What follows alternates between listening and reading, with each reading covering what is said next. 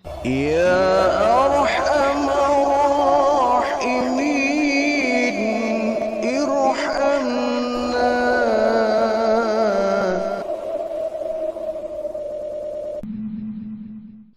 Yang namanya menangis itu kan merupakan salah satu tabiat dari manusia, ya.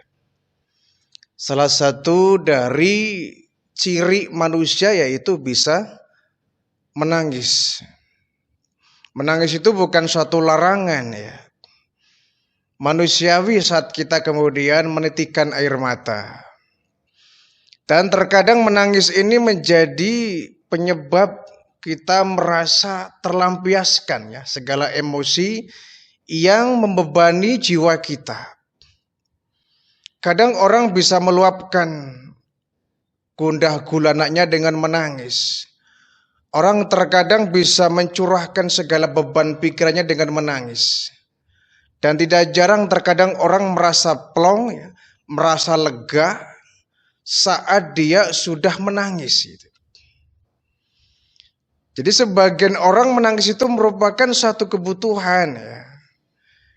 Ketika kita sudah tidak kuat menahan beban pikiran kita, itu orang terkadang membutuhkan yang namanya menangis.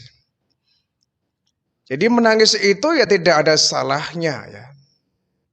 Tetapi ada juga tangisan-tangisan yang tentu kita dilarang. Ada saat dimana kita boleh menangis, ada saatnya kita tidak boleh menangis. Nah, orang ketika menangis itu terkadang ada beberapa alasan. Mungkin dia karena menangis bahagia. Ada pula orang yang menangis karena sedih. Atau dia karena empati. Dia merasakan penderitaan orang lain. Kemudian dia ikut merasakan apa yang dialami oleh orang lain. Kemudian dia menangis. Ketika dia melihat ada kecelakaan umpama, ya, yang dialami orang lain tapi dia kemudian menangis, ya. Ada orang yang kemudian saking merasa bahagianya kemudian dia menangis. Dia mendapatkan rahmat Allah, dia mendapatkan rezeki yang tidak terduga, sehingga dia gembira luar biasa sampai kebablasan dia menitikkan air mata. Jadi sebetulnya menangis ini ungkapan berbagai macam keadaan, ya. Bukan hanya ketika orang sedang sedih saja menangis. Jadi ungkapan berbagai macam keadaan. Ya. Ada orang yang karena saking kesalnya, ya, dia kemudian tidak bisa berontak, tidak bisa marah, kemudian dilampiaskannya dengan menangis. Ada orang yang karena merindukan seseorang, misalkan, ya. Seorang ibu merindukan anaknya yang ada di pesantren, dia menangis gitu, ya. Karena dia merindukan seseorang. Atau anaknya yang di pesantren ingat orang tuanya di rumah, dia menangis. Nah, ada ucapan yang sangat bermanfaat, ya, dari seorang sahabat baginda Rasulullah, yakni Sayyidina Ali bin Abi Thalib karramallahu wajhah. Beliau mengatakan al-baka'u ala salasatin aujuhin. Jadi menangis itu ada 3 macam, ya. Ada 3 penyebab. Ini tangisan-tangisan yang bisa merontokkan dosa. Jadi ada tangisan-tangisan yang bisa menambah dosa. Tapi ada juga tangisan yang justru bisa menghabiskan dosa, menguras dosa. Bahkan tangisan ini bisa mendapatkan pahala. Ya. Yang pertama min khaufi azabillah, kata beliau. Menangis karena takut akan azab Allah. Nah, menangis yang seperti ini hukumnya wajib, ya. Harus kita itu. Terkadang kita kalau ibadah itu meminta kepada Allah sujud, bahkan tengah malam pun kita sulit menangis barangkali karena kering hati kita, ya. Keringnya hati kita yang menyebabkan kita sulit menitikkan air mata. Nah, orang menangis karena azab Allah, ya, takut akan azab Allah, ini luar biasa. Yang kemudian takutnya dia menyebabkan dia semakin bersemangat untuk beribadah. Dia semakin bersemangat untuk taubat. Dia semakin bersemangat untuk memperbaiki diri karena takut akan azab Allah. Nah, seyogianya kita ketika berbuat dosa, kita takut ke sana. Kita berbuat dosa jangan takut dengan polisi, jangan takut dengan orang lain, ya. Jangan takut dengan siapapun yang tahu dosa kita, ya. Ketika kita berbuat dosa, takutlah kita kepada Allah. Kita terkadang kalau berbuat maksiat, berbuat dosa, atau misalkan taruhlah kita berbuat curang, ya, korupsi misalkan, kita takut diekspos, kita takut akan polisi, kita takut dengan KPK. Tetapi kita nggak takut kepada Allah, ini yang repot. Kalau kita takut kepada polisi, terlalu banyak tempat yang bisa kita menghindar dari polisi. Ya. Kalau kita takut kepada orang lain umpama, terlalu banyak tempat yang bisa menghindar dari orang lain yang bisa tidak tahu keberadaan kita. Tetapi adakah tempat yang bisa kita berlindung di mana Allah tidak akan mampu melihat kita? Ada tidak kira-kira? Ada tidak kira-kira tempat yang menyebabkan kita kalau sembunyi di situ Allah nggak tahu? Kan tidak ada. Tidak sejengkal tanah pun kita bisa terlepas dari pantauan Allah. Biarpun kita sembunyi di dalam dasar bumi yang paling dalam sekalipun, Allah tahu. Nah, kita lebih takut kepada atasan, lebih takut kepada bos kita, lebih takut kepada manajer kita yang menggaji kita, daripada kita takut kepada azab Allah. Jadi, kalau kita kemudian takut akan azab Allah, ya tentu imbasnya adalah kita harus bagaimana mengurangi dosa kita, mengurangi maksiat yang kita lakukan, mengurangi kesalahan-kesalahan yang dimungkinkan bisa kita lakukan. Jadi efek yang bisa timbul dari orang yang takut akan azab Allah, menangisnya dia, maka air matanya, kalau dalam sebuah hadis nyatakan ya, bahwa air mata orang yang bertaubat karena dosa, dia sujud di hadapan Allah dengan meneteskan air mata, maka air matanya itu akan menghapus, akan mematikan api neraka yang mestinya membakar tubuh dia. Ada orang di neraka itu yang dia dikelilingi oleh api.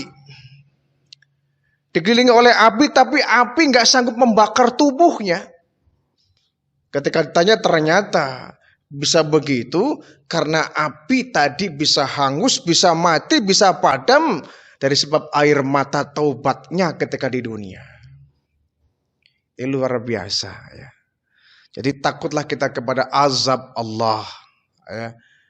Dengan kita menangis, menitikkan air mata, kita takut akan azab Allah, itu akan lebih mendekatkan kita kepada Allah. Akan semakin merubah perilaku dan kita akan semakin terus terangsang untuk insaf, bertaubat, memperbaiki diri ke depannya. Jadi yang pertama, menangislah min khaufi adzabillah, karena takut akan azab Allah. Azab Allah di neraka itu kan tidak ada seujung kuku pun dibanding penderitaan kita di dunia ya.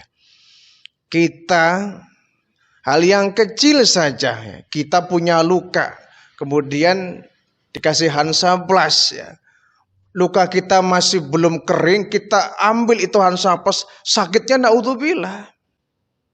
Tapi itu belum seberapa dibanding dengan azab neraka yang luar biasa. Ya.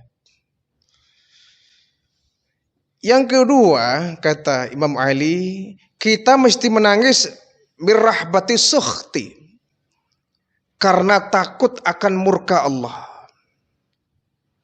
Akan murka Allah. Allah akan murka kepada siapapun ketika seseorang sudah melampaui batas perilakunya. Sudah kelewatan berbuat dosa, Allah bisa murka. Ya. Murkanya Allah tentu bentuknya bisa bermacam-macam. Ya. Bisa banjir, bisa gunung meletus, bisa tsunami, bisa gempa, bisa kekeringan, ya. Bisa angin taufan, bisa puting beliung, dan lain sebagainya. Allah memberikan hukuman karena murkanya kepada manusia itu kalau di dunia bentuknya nggak langsung Allah yang bergerak. Ketika Allah murka kepada kita, Allah memerintahkan makhluknya yang lain.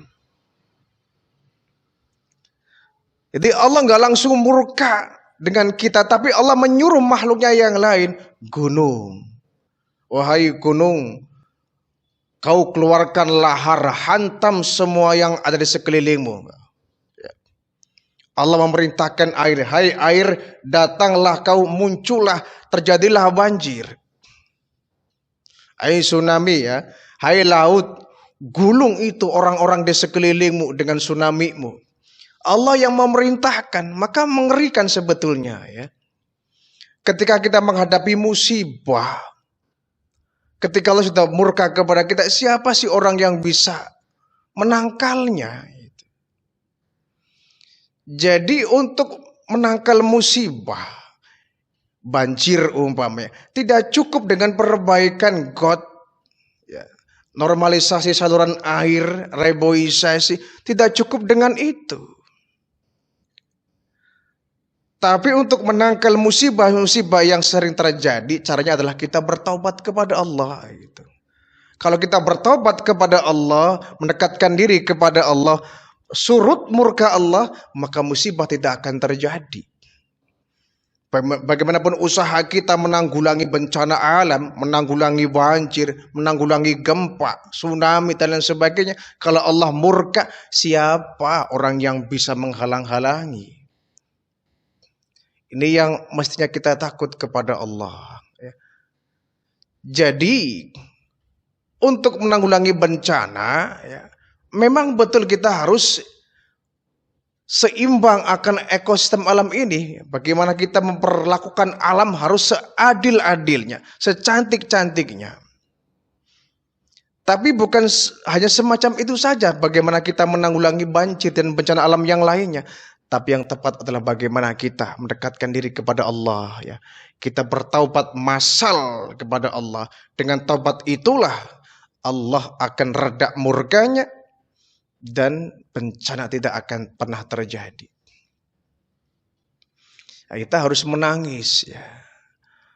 Ketika orang terkena misalkan bencana kebakaran, ya, yang ia tangisi biasanya rumahnya, yang ia tangisi perabotannya, yang ia tangisi uangnya, yang dia tangisi adalah TV-nya, motornya, mobilnya yang terbakar.